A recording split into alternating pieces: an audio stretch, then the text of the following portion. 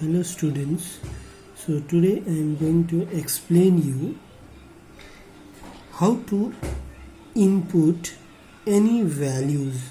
Okay, how to input or how to enter any values through the keyboard.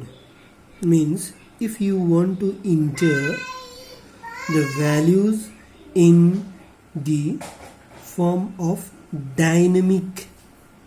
Okay, there are two options. One is known as static and the another one is known as dynamic.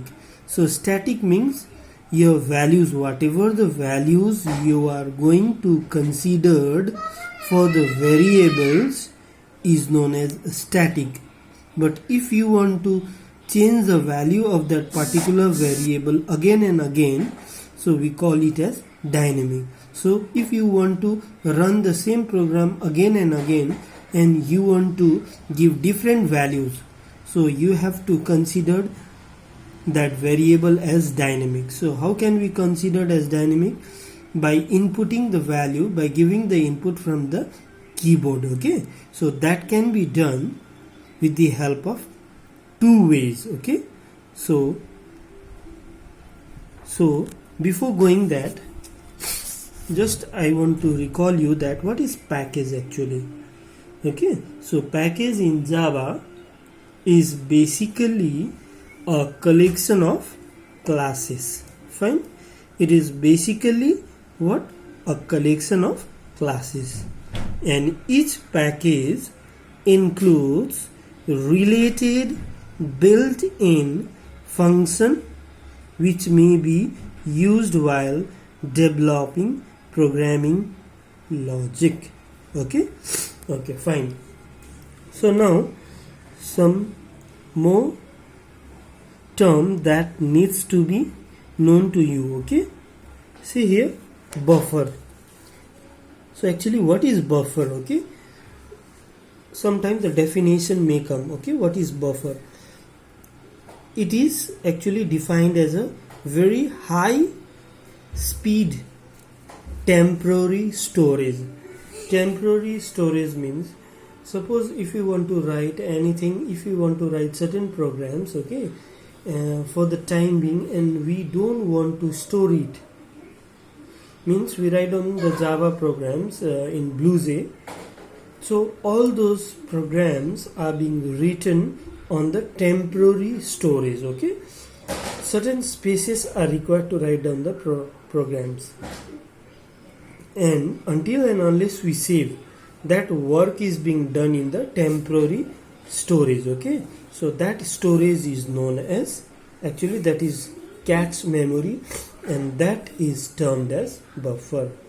So how we can define? It can be defined as a high speed temporary storage. Clear? That is known as buffer. Now, as I said that in Java we can define, okay, we can input the values from the keyboard in two ways. One can be done with the help of input stream reader. Okay, input stream reader, that is buffered reader, and the another one is known as what? Scanner. Okay, another one is known as scanner class. So first of all, we are going to do depth in scanner class. Okay, because this is quite easier than the previous one. The first one was input buffered reader and the second one is scanner class. Right, so we are going to know the detail of scanner class, how to use this scanner class. So actually the scanner class is a latest development in Java which allows the user to read values of various types. That means, what is the use, what is the advantage of using scanner class rather than the previous one, input buffered reader? The advantage of using scanner class is that with the help of this class both reading and writing can be done, whereas in the previous one, that is input buffered reader, we can just write. Okay, we can just write. Okay, that is the main difference.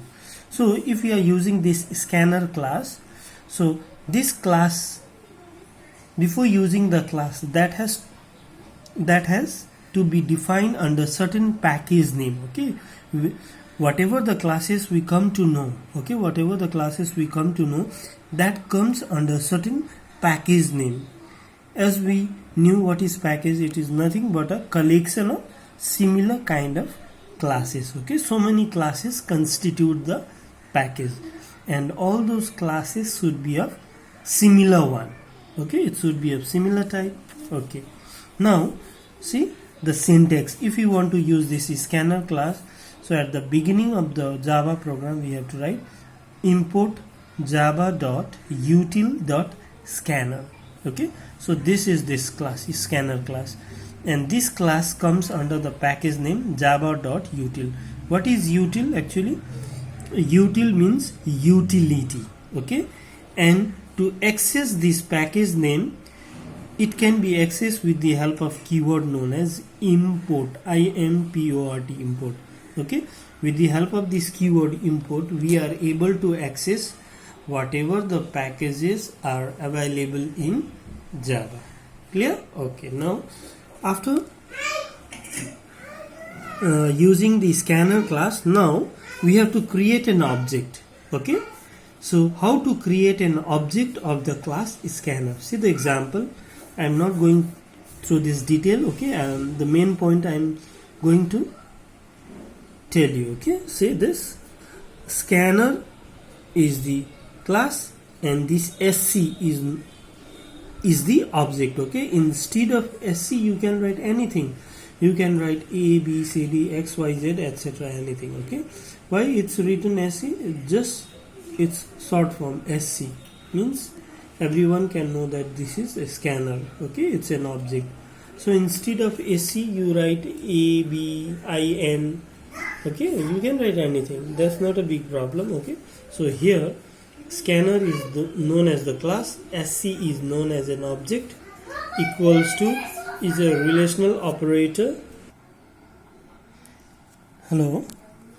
So what I was saying is that this equals to is an relational operator, and new is known as a operator. Actually, what is new? Okay, the purpose of using new is to create a memory. Okay, to create a space in the memory. Okay, for that we use this new operator. Okay, so scanner is the function out here, and within this parameter we have written system.in. Okay, this is the syntax. Okay, whenever we want to create, whenever we want to give any input from the keyboard, so this line is must in all the programs. Scanner in or scanner sc out here, scanner sc equals to new scanner system.in. Here we have created an object as sc, here we have created an object as in. Anything you can write. Okay, clear? Okay, so now this line is common, as I said. Now what are the functions or method used in scanner class? So suppose number one, if you want to enter any values as an integer, okay, whole number, so for that the method we have to use as next int. So how to use? So first of all, as I said, this line is compulsory in all the Java programs if you want to give any input from the keyboard. So scanner sc equals to new scanner system.in int p equal int p. Okay, and then so p is equals to, as the name of an object is in, so if you write here instead of in, if you write this sc, then here it will be p is equals to sc dot next int. Clear? So this means that the variable p stores an integer through the object. Okay, so whatever the input we are going to provide, suppose here we have given suppose 5, so that 5 will be stored where? In p. Clear? And its data type will be int. Why? Because this p is declared as int. So whenever you want to input any whole number, so at that time we have to take the function as next int, capital I. Okay, so remember it should be capital I. Okay, so you can't write small I instead of capital, because in Java it's case sensitive. Here it is case sensitive. So next function is next float. Okay, similarly if you want to give decimal number as float, so how we will write? This line is same, scanner sc or scanner in is equals to new scanner system.in, and after that what value you want to enter from the keyboard, you want to take the float variable. That's why the name of the variable is p. So instead of p, if you want some other variable, then it's allowed. So p is equals to object name dot the name of the function is next float, capital F. Clear? So this means that the variable p stores a float value through the scanner object. Here stores the value as integer through the object. Clear?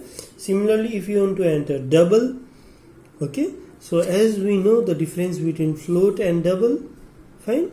Okay, once again I'll repeat. Float means float and double both are decimal values. So what is the difference? The difference is that it occupies 4 bytes in memory, it occupies 8 bytes in memory. Clear? That is only the difference, otherwise both does the same work. It stores decimal numbers. Okay, fine. So next function is next. So whenever if you want to enter any value as a word, any value as a single word, not one sentence, okay, next. So we use the function name as next. As I said, if you want to insert any string, so no need to write next string. As for double we wrote next double, for float we wrote next float, and for int we wrote next int.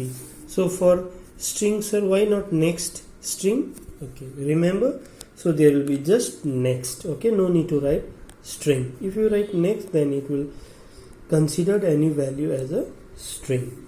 So scanner sc or scanner in is equals to new scanner. So now the variables here, string st1, so st1 is equals to object name dot next.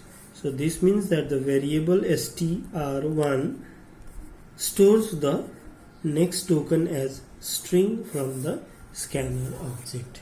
Clear? But suppose if you want to, okay, if you want to store, or if you want to consider only the first character, only the first letter of the word, okay, so suppose one word is Java, okay, so if you want to take from this word as Java, if you want to consider a word Java J, only J, so at that time we have to write next dot char at 0, because the position of any string, okay, remember the position of any string means this will be divided in the position of J is 0, 1, 2, 3. The position of J is 1, the position of A is 1, means, for example, let me write it and explain you in the copy. Okay, just a minute.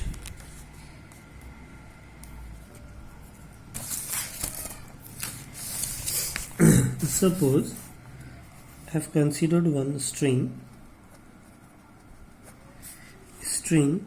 str1 is equals to Java, okay, within double quote whatever we write, that is known as Java. So actually in the memory how it is stored, this JAVA, okay, so its position will be 0, 1, 2, 3. So if you want to consider this, if you want to consider only the first letter of any string, so this can be written as string s is equals to, the name of an object is sc dot next dot char at 0. So this 0 means